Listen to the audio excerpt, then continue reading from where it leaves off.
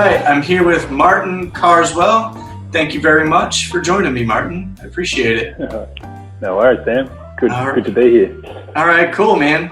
Well, I'm excited to have you here. And I wanted to kind of explain for people why I was so excited to have you on as my first guest.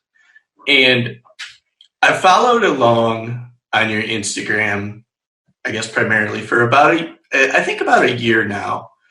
And what I've really noticed about your work is that you seem to be damn near like 10 steps ahead of everybody else in terms of like your technical skill and also your creativity.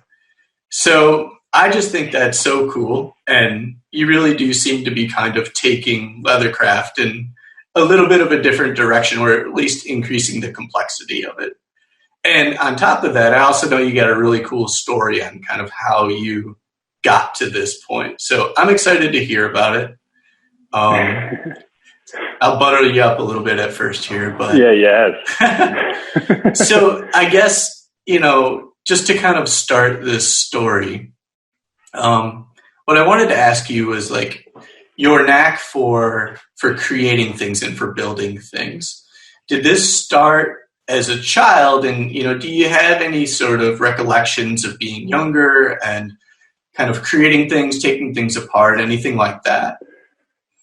I think, well, my dad always had me out in the shed from when I was a little kid. Dad's always we lived in a little country town, middle of nowhere. You couldn't just go to a store and buy things. You had to make do with what you had. And Dad was a bit of a hoarder, still is. And so we always had stuff lying around that we could use to make things. So if we were fixing something, Dad would have a bit of steel lying around that fit perfectly, or, a screw that he pulled off a lawnmower back in 85 that fit. And, so we always made do with what we had. And that's actually sort of something that translates to my leather work a bit. Like if I need something like a mold or something like that, I'll just use something from the workshop. Instead of buying a mold or whatever, I'll just use something that I've got lying around and make it work. Just good at coming up with stuff like that, so weird solutions. I guess that's a bit weird, but yeah. And then the other thing, I guess, that I remember from being young is, I grew up surfing every day from when I was 13 till about 27. I surfed every single day. And one of my best friends was a pro surfer. And so he used to get new surfboards every other week, and we'd put spray paint stencil designs and spray paint designs all over his boards, or we'd just draw. And so we're always drawing, painting, and making the designs match his surfboards and stuff like that. So that was good practice. And then I did art through school as well, graphic art, studio art, and loved it. But I never thought I'd ever end up in a career where I would be using creativity. That's for sure. So, can I ask what your dad did, or what does he do? Dad's a high school teacher, but he taught year 12 physics, maths, science, chemistry. Yeah. And he's probably technically a genius. He's right. Probably the smartest guy I've ever met. That's kind of what I expected you to say. Right. Okay. So you've got this highly technical father and also this sort of artistic childhood of creating. It's sort of the perfect storm for where you've ended up. About that, yeah. I guess, yeah. If I really think about it, it's probably where I get it, yeah. That's great. So do you remember kind of as you're growing up, maybe like what you wanted to do as you were getting a little bit older, like what maybe career you saw yourself going into? When I was really young, I wanted to be an architect.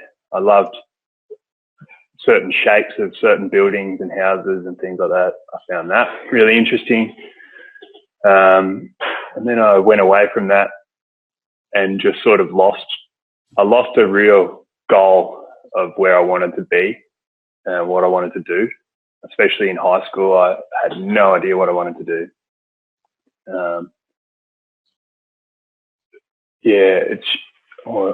I could sort of just tell you a story now, but Please do. Yeah, I was in high school. Okay, so I was in high school.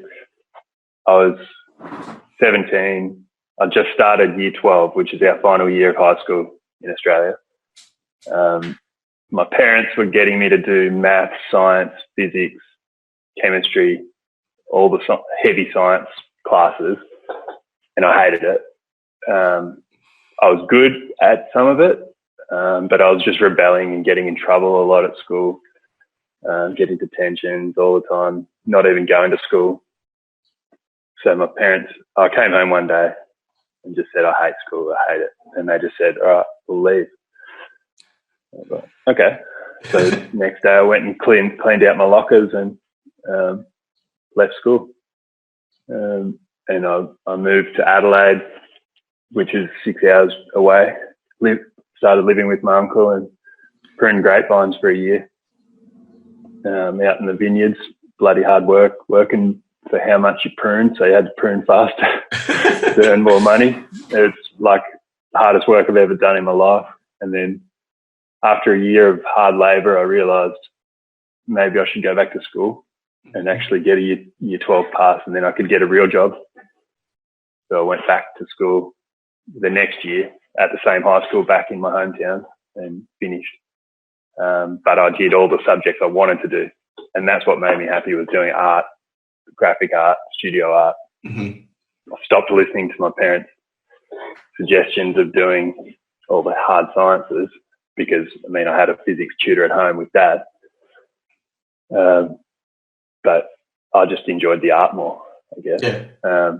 Now, what was the original question? I was going on a tangent. No, I was just asking kind of like what you saw yourself doing, or like, I know it changes for sure, but kind of. Yeah. So after I did that art, I was like, I could do graphic design or something like that.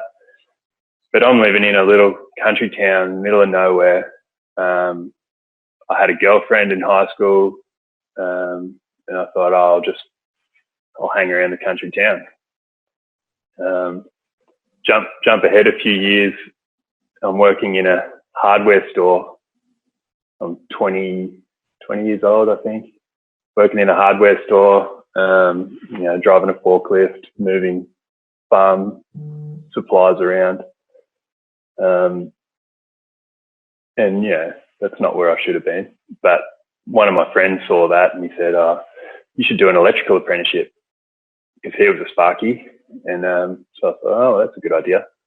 I'll at least earn some decent money. So I did the electrical apprenticeship at the aluminium smelter in my hometown. And man, that's a boring place to work. Just, I was earning good money as an apprentice. Good money, but just boring work. You did very little work. Everyone was out there to just chill out. It was like a retirement village for sparkies. They just changed a couple of light bulbs and that's about it. You didn't really learn much. So I left there and finished my apprenticeship in Geelong, which is a big city, 3 hours drive away. And then that's where I really learned a lot. I was doing domestic, commercial, some industrial, construction, and finished the job. But I was never getting any satisfaction from that work. I'd work really hard, do a very precise, neat job, and no one cared. Yeah. It was just, the lights came on or the motor spun. No one cared. They just expect it to work. No one, you do the neatest possible job. Only other sparkies really noticed if you did a good job. Right. So I wasn't getting any satisfaction from the job, really. I finished my apprenticeship and then I got a job working on wind farm construction. And that's where I really started to make the big bucks. I was working 12-hour days, 7 days a week, living in a tiny little farmhouse, killing 2 or 3 mice a day, sometimes in the house. It was a hellhole, and I was working long hours. I was getting more and more depressed every day. It was but I was earning big bucks. And that's, after 6 months of that, I sort of started to think, hang on, maybe money's not everything. I value my like mental health. And so that job finished. I got a job working wind farm maintenance in my hometown. And then it was just even more of the same drudgery, just boring, man. Climbing wind turbines, changing grease on bearings and changing oil in generators. And it sounds kind of fun. I mean, there had to be it's fun for the first couple of days. Yeah. You're like, whoa, this is cool. I'm in an 80-meter tube up above the ground and swaying around in the wind. Yeah. I guess everything. And you do that every day, repeating the same process. I just started getting really bored. And I'd been with the same girl the whole time, and she broke up with me at that point. And I was like, sort of fed up with my job too. Mm-hmm. And so I was like, all right, change of pace, quit my job, bought a one-way ticket to South America, and just went and got a backpack. All right, so hold on. So how do you just go from one to the other? Like, what sort of precipitated that decision? Yeah, well, it's a pretty big decision because it was 6 years of really hard work to get, or 4 years of an apprenticeship to get the qualification. Uh-huh. I was having to do it one full week of trade school every month for 3.5 years to get my qualification. And then I get it, and then I go over, I quit my job. But at the time when I quit my job, I wasn't quitting being a Sparky. Right. I was assuming that I could come back to Australia and work as a Sparky if I had to. But I knew that I didn't like it. So it was a bit of a soul-searching trip for me, where I was really trying to think about what other careers I could do. I mean, like I was into motorbikes. So I was thinking about, could I do like something creative with motorbikes? Could I do custom motorbikes? Or I threw so many ideas up in the air. And then, as you know, you probably read, about 8 months after I flew over to South America, I ended up in the States. I bought a Harley in San Fran, and I was cruising around the States having the time of my life. Mm-hmm. I had a little tent on the back, and I just was camping all around through Northern California in the Redwoods, and then up through Oregon, Crater Lake. And I had a bunch of friends that I'd met in South America. I was hanging out with them. They were taking me quad biking. We were going shooting, having an amazing time. Then I got hit by a car in Seattle. And, that banged me up pretty bad. I had bones sticking out of my leg and, hamburger meat for knees. It was Were you sitting at a red light, or what was the deal? What happened was, it was actually the day I was heading to Canada. I was like, all right, I'm heading north. And I was heading into the city in Seattle. And it was a 3-lane road. I was in the far right lane, and my lane was heading to an exit. The 2 lanes next to me on my left were gridlocked, standstill traffic. So my lane was moving at, I'm trying to think about 30 mile an hour.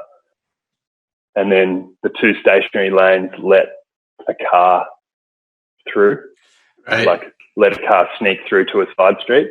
Mm-hmm. And as he cut across my lane was the exact moment I was coming along. So he didn't even see me, and I didn't see him until we hit. And he hit me in my left leg. And you can see my hands here. But so he hit me like this, and then that kicked the bike out like that. And I was on it like this, and it landed on my left leg. Oh, kind of fishtail. The Harley, it kicked me out, and then the Harley landed on my left leg and dragged me by my leg up over the curb, and then through the gravel off the side of the road. About, 300 feet or so before I stopped. But I could feel my knees grinding away on the road as we were sliding, or as I was sliding. And it was pretty nuts. Oh, you saying that just made my stomach turn. Feel your knees grind. Well, every time I see someone riding without protective gear now, it makes me feel sick. Do you still ride? Yeah. I ride to work all the time, and I love it. But I don't ride. I take way less risks as a motorbike rider now. Right. and I'm probably a smarter rider now because I know what it feels like to get hit by a car. And I know how long it takes to recover. It took me 4.5 months before I could walk again. Right. And that's cool. Yeah, so that was sort of the very inception of the leatherwork career, was when I was laid up with my leg in plaster. So were you laid up in America, or did you somehow make your way back to Australia? I had 5.5 weeks of bed rest in Seattle. Okay. So my parents flew over, looked after me. Oh, okay. I also had friends in Seattle, which helped me out and found us a place to stay. And I wasn't allowed to fly home for 5.5 weeks. And then, flew home and recovered back home. But while I was recovering, my parents had bought me a blacksmithing book the year before. And so I thought, I'm bored. I've watched every episode of Game of Thrones. I'll just try and make something. So I built a forge in the backyard out of some bricks and an air compressor. And I had enough red gum, which is a timber over here. It burns really hot. So I got it hot enough to melt off to get a rasp red hot, and I forged that into a big knife. Sweet. And that was really cool. But then once that was done, I was like, oh well, I need a sheath for it. Naturally. Okay. And so, a few months later, I just went and bought some leather, and that was the first thing I ever made out of leather, was a knife sheath for a knife. You still have it? I still have it. Yeah, I should post some photos of it, because it's terrible. Oh, you should definitely post a photo of it. That'd be great. Yeah, it's ugly, hideous. So you did some soul searching while you were on your hospital bed or recovery, and okay. Well, so I was thinking, I still didn't really think about careers, but what I was thinking was, I can't be a Sparky right now. Mm-hmm. What can I do in the meantime? And in that meantime, I got my parents to go to university open days for me, and they found a uni for me. They found somewhere for me to live on residence, and I ended up going to Monash University in Melbourne to study geology, a Bachelor of Science. So my sister's a geologist. My dad is right into geology, and my dad's uncle was a geologist as well. And so it sort of runs in the family. Okay. We'd go on road trips as a kid, and Dad would pull over at a road cutting, and we'd get out and look at the rocks, and he'd tell us what, here's some folds. We've got an anticline and a syncline here, and then you can see some basalt overlying this. And so I was always into it. And I thought, oh, that's cool. I could do that as a career. That's a bit adventurous, because I'd just been in South America, climbing the Andes, and I thought, I need some adventure. So I started doing that study, and that uni time gave me a bit of free time to do leather work as well. Okay. So that's when I was, I'd do my leather work, I'd do my uni work, and then I'd set up on the kitchen table and start making stuff with my leftover leather from the knife sheath. I was making dog collars and made myself a laptop bag, and so that's really where the passion started. Awesome. So what year is this roughly? I started uni in 2013. Okay. So the accident was 2012, when I was 27 years old. Okay. And then, so uni was when I was 28. So where are you looking for information at this point about leather work? Because there's not nearly as much as there is now, or there wasn't. No, that's right. I think I just went on YouTube. That's some of my earliest memories would be Leotis Leather on YouTube. Oh man, I think he was one of the first videos I saw. Ian Atkinson. Yeah, Ian Atkinson. Yeah. I actually went back and watched some videos of his the other day. He does some really nice work. Yeah. And it's nice and accessible sort of stuff. Right. For the hobbyist, which is really good, I think. Yeah, so I think it was YouTube. I didn't have any books at the time. It was just what I could scour off the internet. And also I'd just go to the local leather distributor and just ask them questions. Is there like a Tandy in Australia? There is a Tandy, but we have a place called Lefla Leather in Melbourne.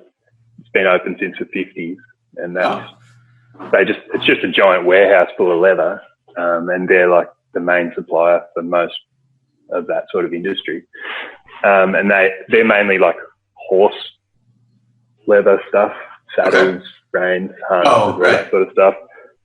So that's the sort of style that you get funneled into if you follow their teaching. You know, so, and that's pretty much all of Australia too. Like, if you want to do leather work in Australia, you're going to get funneled towards that Western style or American style, you know, rough, rustic looking leather work. Right. Yeah, that's the Lefla sort of way. But they still provide a high enough quality product that you can do fine leather work with their stuff. So that's good. Mm-hmm. Yeah. Cool. I didn't even think about it. I guess there's probably a lot of saddle makers in Australia. Yeah, there is definitely. Further north, I'm down south where it's cooler, but up north in Queensland, you know, it's all out. It's basically all outback, and right. Yeah, they're all rough and tumble, bloody Aussies, you know. Yeah, they love their their saddles and all the Western style stuff. That's cool. So you are beginning to learn more and more about it, and eventually you go on this trip, but I'm trying not to skip anything. Are there any steps in between you traveling to pursue leathercraft knowledge? What was that, sorry? I'm just asking, like, so eventually you find yourself in Hong Kong, right? Yeah. So did I miss any steps in between where you were at then and you kind of traveling to Hong Kong? All right, well, I'll keep going from where I was at uni, right? Okay. So I'm at uni, I'm halfway through a geology degree, and I start to get really bored. And I start to think about leather more as a career prospect. I find that I enjoy that sort of stuff way more than the geology. And my leg's still giving me grief. I've had to have 3 more surgeries. And I wanted to be an exploration geologist, which means hiking large distances, getting in the outback, going jungles and whatever all around the world. And my leg's just not up for that anymore. I can't carry a heavy pack. I've got arthritis now. And so that's sort of funneled me towards a career that's not going to involve a lot of physical activity. So I was thinking more leather work. I'm halfway through the uni career and I start getting really bored. They're funneling you towards mining as a career, and I like geology as a way of understanding the landscape around me. I can go for a drive, I can see a mountain and say, oh, I know why that mountain's there. I can tell you exactly why. I can tell you why the landscape looks like this. I love understanding the world around me through a geologist's eyes because you can just see it straight away. But just looking at rocks under microscopes and trying to figure out what minerals it's just dead boring. I hated it. And so after 3 years, I knew I didn't want to be a geologist, but I wanted to finish the degree. So I got a degree. I got a high distinction average, which was good, but it's useless now. I don't even use it. So after I finished the uni, my girlfriend was from Hong Kong at the time. And so she was moving home to be with her parents. And I was like, well, I'll come with you.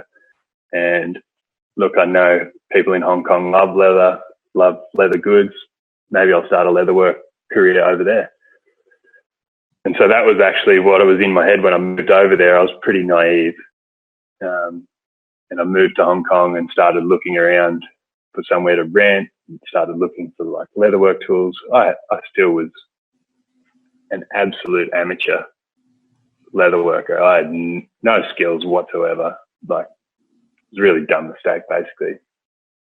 And so after I figured out that Hong Kong's too expensive, there was a language barrier. They don't even have hardware stores over there. If you want screws or something like that, you got to go to the street that sells screws, and that's in a different suburb. So you got to Screw Street, right? Yeah. Like, or you want buckets, you got to go to a bucket street, and there's 10, 15 shops that all sell buckets, all next door to each other. It's a different setup over there. Like, and also you can't drive, so you don't have a car, so you got to public transport everywhere. But anyway, so what happened was I was over there and I found out about Tai Nam Street in Sham Shui Po, which is the leather district. Tai Nam is the leather street. And so there's all these leather shops side by side all the way down this one street. And so I started going in there and asking them about maybe I could do some classes. And I found one place that was willing to teach me how to make a briefcase. And so I was like, oh, that sounds good. So I was teaching English at the time to make money. So I was working full time, teaching English 5 days a week to little Hong Kong kids. And then on my days off, I'd go into this leather workshop and learn how to make this briefcase. So we actually spent about probably eight weeks where I'd go in for 8 hours and we'd work together. He'd show me everything. And that was the best thing I ever did. Yeah, for sure. Like, would you call it like an apprenticeship? No. It was just like a course. Oh, okay. I guess like it was just like tutorials. Oh. But like 8-hour days, one day a week for 8 weeks, that's sort of how it went. Mm-hmm. And so it became like a really good thing. I've sort of got friends with him. He didn't speak much English. He spoke Cantonese and a few words of English, and we'd mainly just do sign language and drawing on pieces of paper, like descriptions of how to do it. But he taught me how to saddle stitch properly. He taught me how to hand skive properly. All of these little fine details that I still use every day. Now, I would imagine... Hey, continue. Oh, I was just going to say, I would imagine that they're probably making a lot of their own tools as well. No, not so much. No? He was just using off-the-shelf products, I think, but all Japanese stuff. So he was... That guy who taught me, his name was Oscar, and he'd just got back from Japan after training over there for about 3 years, under a Japanese guy. I don't know who he trained under, but he would have been someone quite good. But it was all super traditional Japanese. And so like he taught me how to burnish edges with melted seaweed juice. Yeah. So that's like super Japanese style.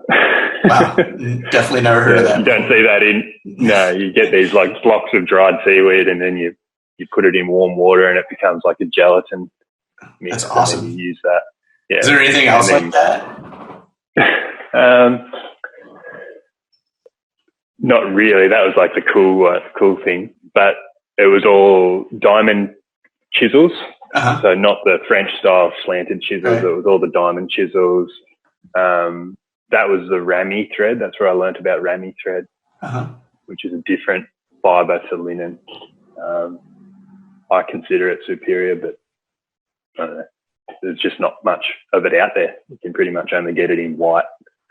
There's a few new places now, but anyway. So yeah, rami thread. But what that did was teach me a bit more of the Japanese design aesthetic, which is like super minimal, clean lines, no stamping or anything like that whatsoever. Because previous to that, I'd been stamping leather sheaths and that sort of thing to try and I was heading that way. But this Japanese training sort of pushed me back the other way, back towards more fine, clean lines and stuff like that. So then I came back. So where are we? So I did that training. I made my briefcase, which I love. I've still got it. But now I look at it and I think, oh shit, that's rough. But anyway, I've got that, and I come back to Australia because, and I end it with the Hong Kong girl. She stays over there. So I'm back in Australia, and I've done the training, and then I think, oh, well, leatherwork's still too hard to make a living from, because I've still got, like, my parents are in my ear saying, you'll never make any money from it. It's too hard. You're good at it, but you're never going to make money from it. That was basically the gist of it. So I thought, well, what can I do? So I started pilot training. I did, as you do. Casual. Yeah. So I did nearly a full year of pilot training, probably 9 months.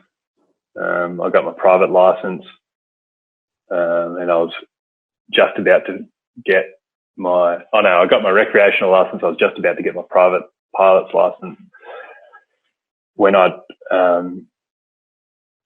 decided, stuff it, I'm going to start a leatherwork career. The pilot stuff just wasn't for me. It's not creative or anything, and it's just pure stress. Flying a plane is stressful. Is it? You're up there, you got to think about so much stuff when you're in the air. You got to be thinking about 10 things at once, and my brain can't do that. Yeah, I'm one thing at a time type of guy. Yeah, I've never had the pleasure of flying a plane, but I guess I thought it would be easier than that with all the new technology, but I guess I don't know. Well, I think when you're actually qualified, it's easier, because then you've got your little iPad, you plug in a couple of coordinates and it does everything for you, or you put it into the autopilot. But when you're flying the small planes, you've got to do everything by hand. You've got your little computer wheel thing. You've got to calculate fuel consumption, heading, crosswind, all this sort of stuff. Mm-hmm. And then the radios and all the radio calls and the restricted airspace and all this sort of stuff. It's stressful, and I didn't want that, career. Right. I'm sick of that. So that's when I decided to start the leatherwork career and actually really bit the bullet. Well, it's got to be a big decision to walk away from guaranteed money to something that's not guaranteed, Yeah. Do you think that you would have taken longer, or maybe not went into Leathercraft, if you wouldn't have been hit by that car? I don't know. It's a good hypothetical. I think that's what drove me to it, really, because, I could have found a job as an exploration geologist. My sister had contacts. I could have done it, mm-hmm. and I would have made even more money than a Sparky. But I think there was still that thing in my head, like, money's not everything. Right. So maybe I would have tried to pursue a passion still. I don't know. It's a bit hard. Hard to be hypothetical about that. Oh, yeah, of course. I'm happy with how it's worked out, because one thing I used to hate about working as a Sparky or whatever is you've always got a boss, and bosses are 9 times out of 10, they're not much fun to work for. Sure. And now I work for myself. I'm so happy. Like, it's just, that's awesome. Heaven. That's great. That's awesome, man. So you choose to make a career out of Leathercraft, and, like, do you remember your first day after you kind of said, all right, today's the day, I'm open for business? What was that like? I don't remember the exact day, but I remember the feeling. Yeah. Getting up, walking to work, because I lived really close to my first workshop, and thinking, this is just awesome. Yeah. I really, really enjoy this. Opening the door to my own workshop, seeing my workbench set up there. Mm-hmm. Fantastic.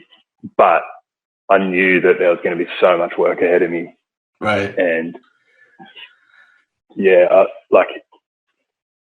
it's really hard initially, and I probably just jumped into it a bit too fast. I should probably have worked on my skills while working another job, mm-hmm. before I just went into it full time.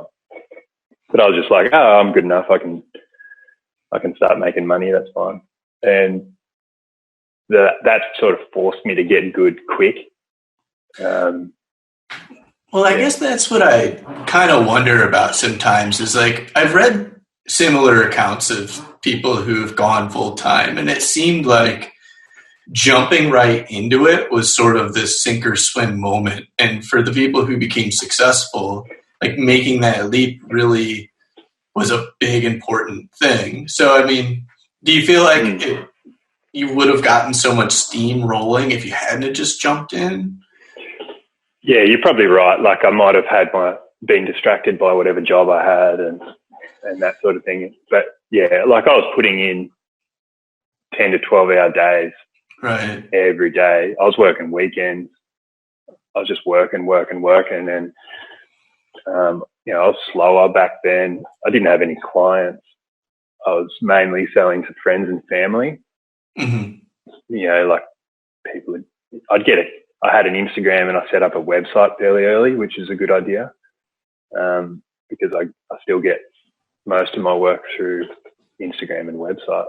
So having a few people trickling in and asking me to do things was really good. But one of the best things was having a shared, I was in a shared workspace. There was other workshops all around me and they would get me work. So one was a knife maker. He would get me to make a few knife sheaths for him. Other guys, and they had contacts with, there was another company that was a bicycle manufacturer in Melbourne, and they needed tool rolls for their bikes.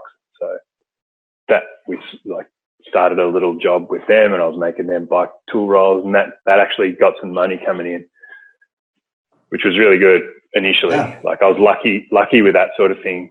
If I didn't have those sort of jobs around, I probably wouldn't have made it. You know, I still lost money my first year big time, but I wouldn't have lost as much. But yeah.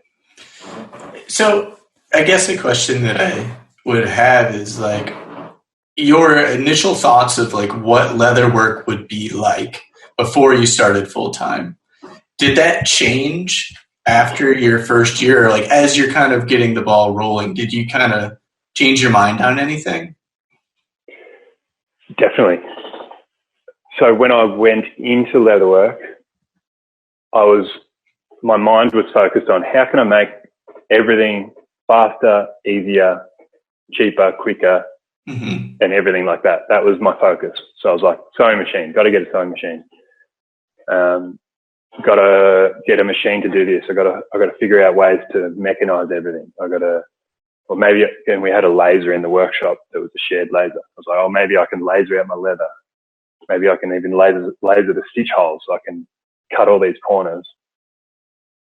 That was my initial stuff. And I spent that whole year trying to force that sort of stuff. And that's just, all of that stuff is cheapening your work. You're trying to turn a luxury product, leather, into a cheap product. Right. And it's the completely wrong way to go about things. And I don't know when it happened, maybe a year in or something like that, but had a bit of an epiphany that was like, I need to slow down. I need to, instead of figuring out a way to make things quicker, I need to figure out how to make things slower. I need to slow down. How do I make this more complicated? How do I make this more difficult? Right. More technical? And then I need to tell people that that's what I'm doing. Right. I need to show them that I'm doing something more technical, more complicated, and try and sell a bit more of the craftsmanship and the tech, that sort of thing that goes into it. Because I realized after a while I wasn't posting anything about the tool rolls that were laser cut because I didn't want to be associated with that. And since then I've cut ties with that company. I'm not doing them anymore because I just don't want my name on those products. That's not what I'm about anymore. So seems that's probably like the biggest thing. Yeah. It seems like nowadays even more so that there's just so many people doing leather work on sort of a production scale, that like it's to try and differentiate yourself. you really got to kind of go for the more technical and the more higher quality, I guess. I think you're right too. And if you haven't realized already, I get bored easily. Like, so, hence the career changes. So I started doing like thinking about, can I do a product line? Can I make a wallet that, no, it's just not for me at all. Uh-huh.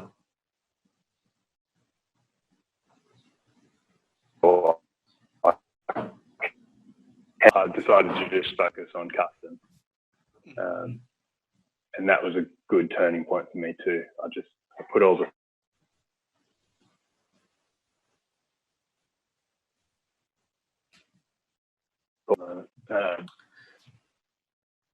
and I just focused on the custom work, which was a big game changer for me. And then that's what makes me happy, coming up with something fresh every time, rather than redoing the same product.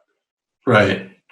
So I don't mean to backtrack, but you mentioned when you're in Hong Kong, you're really kind of learning like a more traditional, like Japanese style, using like the diamond chisels. Where did you kind of pick up your awl work, or where did that come into play? Because I think that's like something that you've gotten extraordinarily good at that kind of sets you apart. So where'd that come from?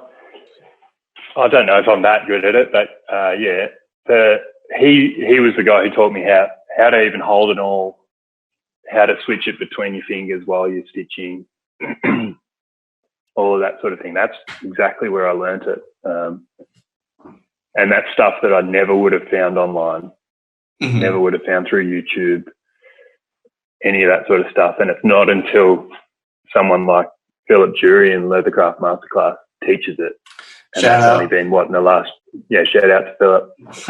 That's like 2 years ago or something or a year ago that he started doing that sort of stuff. So that sort of knowledge wasn't in the public domain,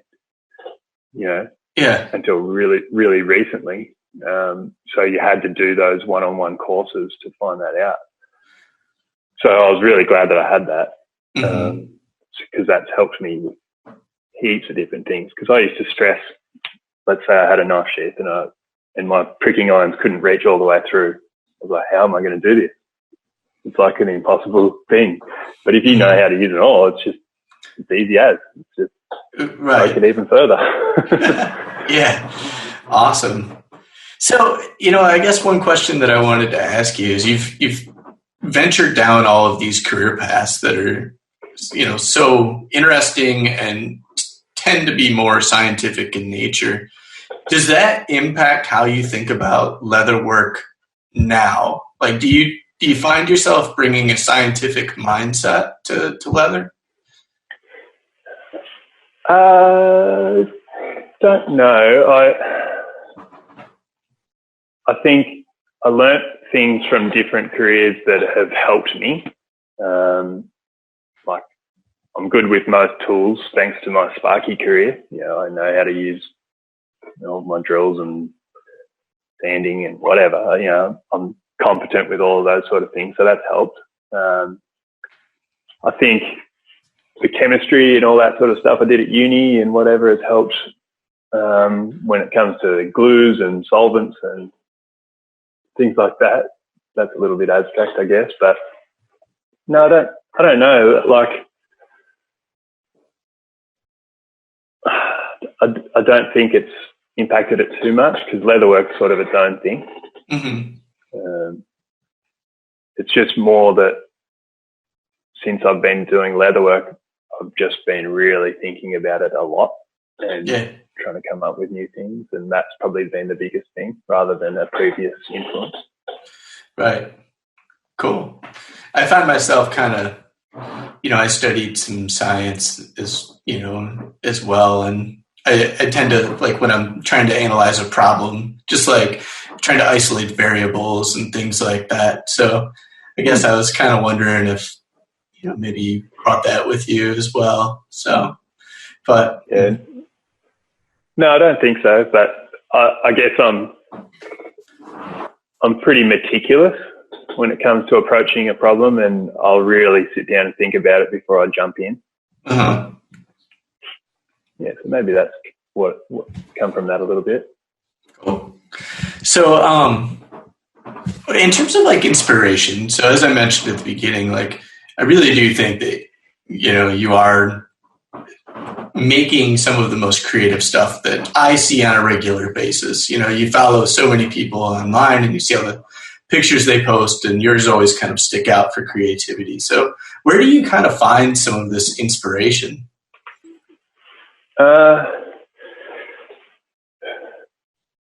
For me, yeah, it's a bit weird, I guess. I just think I find myself daydreaming a lot. Yeah. I'll be at home on the weekend, having my breakfast, and I'll just be staring into space, thinking about leatherwork, and thinking about design. Like, now that I've had more time working with leather, I start to understand how it works, and you start to figure out, all right, if I did this, how is that going to impact the final result? What if I did that? Coming up with design, how leather works and interacts is basically just from experience. And then you come up with things like the layered welt on a knife sheath. Right. And I was like, so I started by just using multiple layers of different colored leather. That looks cool. Wonder if I can do some patterns out of that and still get it stitched in. And every little idea builds off the previous one, I think. I don't think I come up with crazy ideas just out of thin air. I think everyone has built off a previous iteration. Like I'm always trying to improve. I'm not really looking to anyone else. I don't think that's productive. I think it's just looking within myself and thinking, all right, I've done this. How can I make that better? And then when I finish that, I look at that and think, well, how could I have done that better? Right. I never think I've reached the pinnacle. You know, I always think there's another level, which, yeah, you see a lot of leather workers who just sort of reach a level and then stop, and they're just they're happy with that level. I'm not like that, and I keep wanting to push further and further and further. And part of that's luck for me, because I've got clients who are happy to spend the money.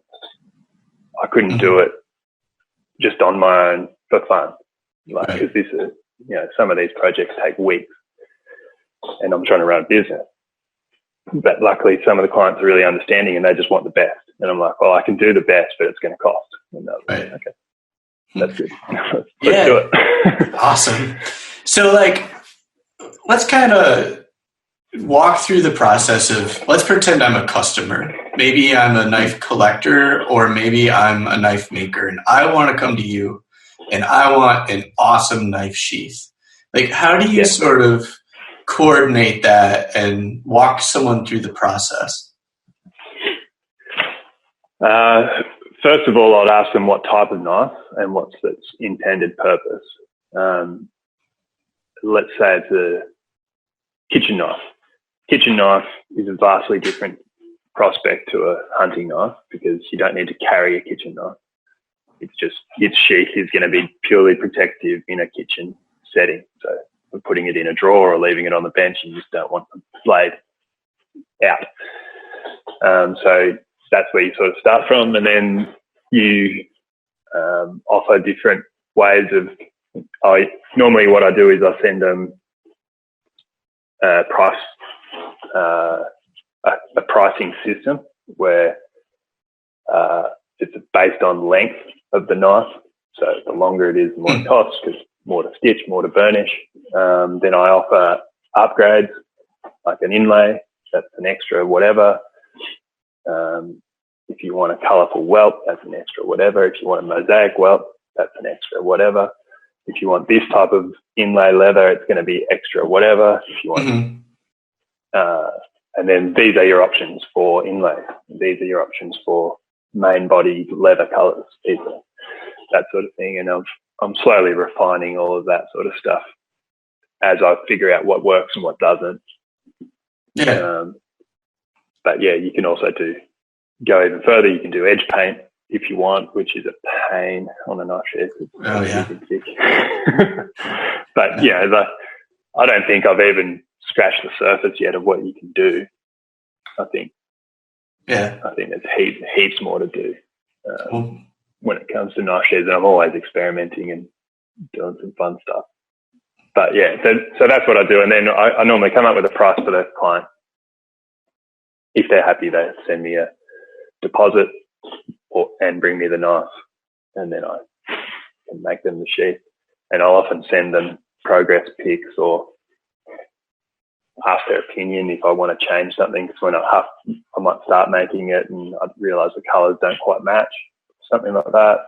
I'll get their opinion, bit of back and forth. So it's a pretty involved process from start to finish. Sounds like it. It seems to be working. Yeah, absolutely. And that's probably the experience that the customers are looking for too, just to have the highly personalized, everything so meticulous. Sounds awesome. Yeah, I think so. Yeah, it is. And yeah, I try to just do the best job I can. And I've done knife sheaths before where I've spent days making a knife sheath, and then I finish it and hold it up with the knife and think, it doesn't go, doesn't look good. And so I scrap it and start again. Because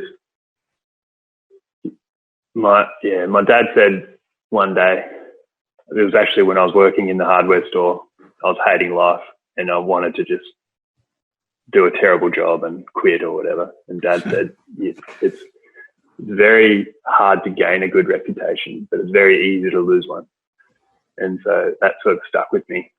Good advice. I think that's good advice. It is good advice. And I stick with that with my leather work. So it's taken a long time to get here. But if I send out one bad product, a bad stitch in a wallet or a bad stitch on a knife sheath, that's my reputation with it. So like yesterday, I was stitching a knife sheath. I was an hour into stitching along one edge of the knife sheath. And I looked back and I realised I didn't cast one of my stitches. So, all right, stop, cut it all out, picked out every thread and started again. Yeah. You just got to have that sort of mindset. Like you're going to have setbacks. And I think the worst one for me was like the real moment for me. You might have seen it back on my Instagram when I got acetone on the front of a brand new briefcase. Oh my gosh. Yeah. It was like the worst moment of my leatherwork career. I can't imagine. I cannot imagine. Yeah. Like I'd just spent 2 weeks making this briefcase. It was immaculate, finished. But when I was hammering or pinning over the back of the pins on the Abbey England lock, I got a scratch on the front of the lock and it scratched the lacquer on the front of the lock. So I was like, oh, well, I'll take the lacquer off. I'll get rid of that. So I taped around the lock to protect the leather. And I started using a tiny little cotton ear cleaning bud with acetone, slowly rubbing the lacquer off. And then the lacquer caught, the cotton bud caught on one of the heads of the rivet and flicked. And a little drop of acetone went flying over my tape that was around and landed on the face of the briefcase, the main front panel of the briefcase, and then just burnt right into it and turned the brown leather white. And that was the only time I've ever cried. Like I literally cried. I was sobbing. I couldn't believe it. So, I thought, what can I do? Can I cover it up? Can I do anything like that? And I realised there was nothing I could do to save it.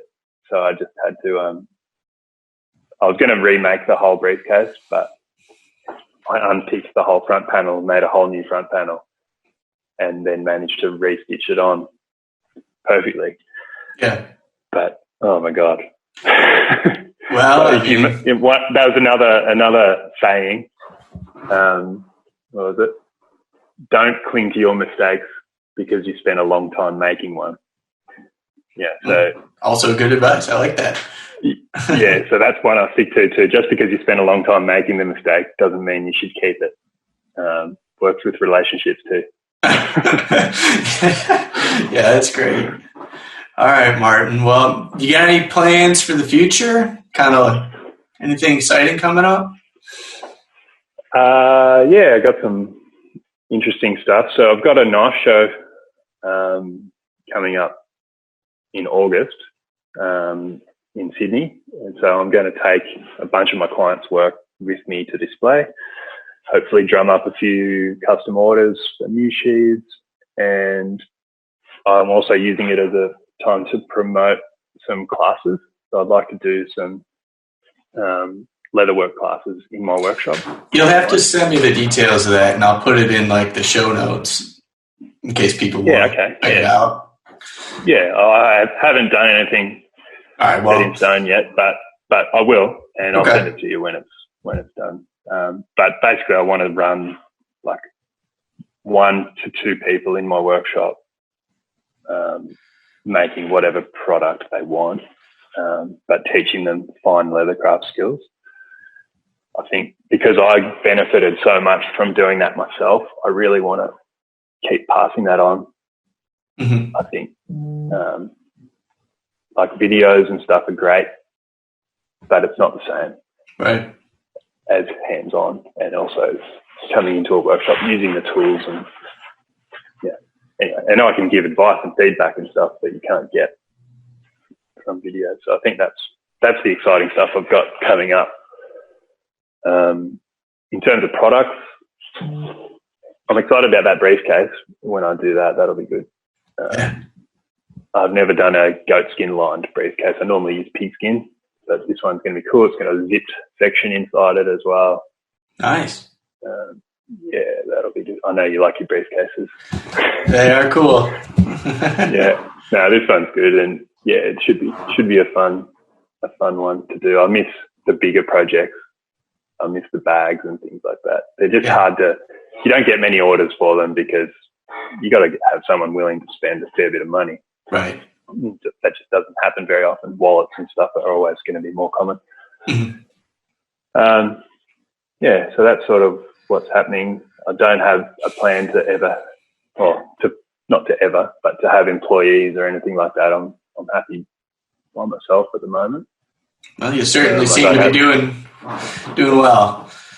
Yeah, no, it's good. And the knives have been a fairly recent thing to my business, but I'm really enjoying them, and they give a lot of creativity because they're always expected to have some interesting design and things like that. Whereas wallets are just wallets.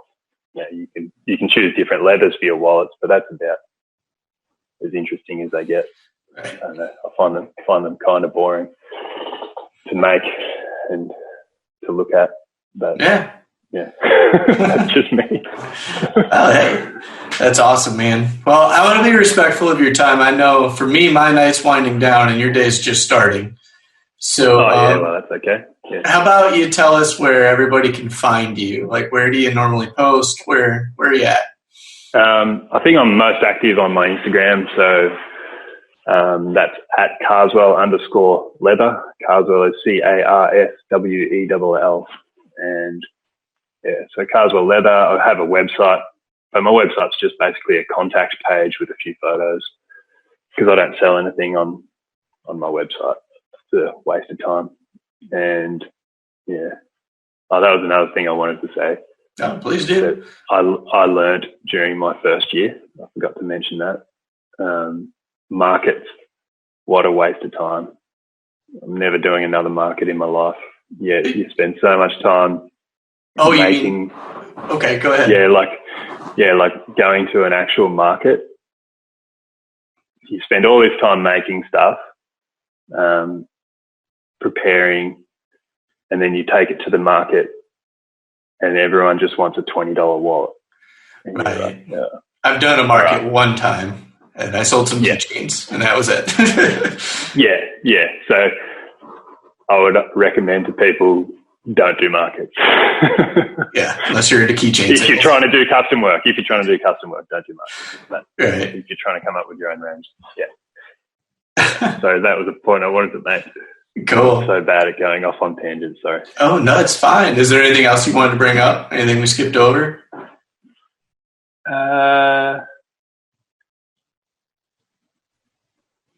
Possibly just talking about tools.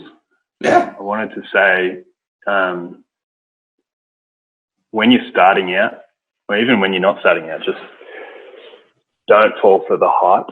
There are a lot of tool makers and Instagram popular tools and stuff like that. Just, you can get tools from China that'll do just as good a job as any fancy tools at half the price. And these are significant investments for small businesses like myself. So I've wasted a ton of money on, I won't say brand names, but a lot of these tools that you see getting promoted by all these different leather workers, they always have these little tools sitting off to the side of their product pictures and stuff like that. You think, oh, that's cool. You don't need that sort of stuff. Like, you can get by. I could make a good knife sheath with making pricking holes with a fork. You don't need amazing tools. You just need good skills. So focus on your skills before you focus on your Didn't we talk about that at one point, making something with a fork? I think so, yeah. Well, my first stitched knife sheath that I've still got was done with a fork. Yeah. On my kitchen table. I didn't have pricking irons. I had a fork, so that worked. Yeah, that's awesome. Yeah. No, I agree with you. I was actually going to do that. I was going to do a project where everything was made from my kitchen. I think you should. Yeah, you should do it. And just show that you can actually do a pretty good thing without fancy tools. Uh-huh. Yeah, I totally agree with you. I think there's a lot of stuff for sale out there that looks cool, but might not necessarily function the way that something, 25% of the price could. Yeah. Often the cool products still function well, but you're paying for the cool factor in the brand. Right. When you're actually trying to run a business, you can't afford those expenses. Yeah. Anyway.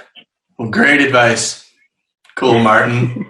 Well, thanks, man. I really appreciate you spending so much time with us. And, I hope maybe someday you could come back and do a round two. I think there's a lot that we could talk about and have fun. So yeah, for sure. I'd be happy to. It's been good to talk to you, Sam. Cool. Well, thank you, Martin. I'm going to let you get back to your work here, and I hope you have a great day.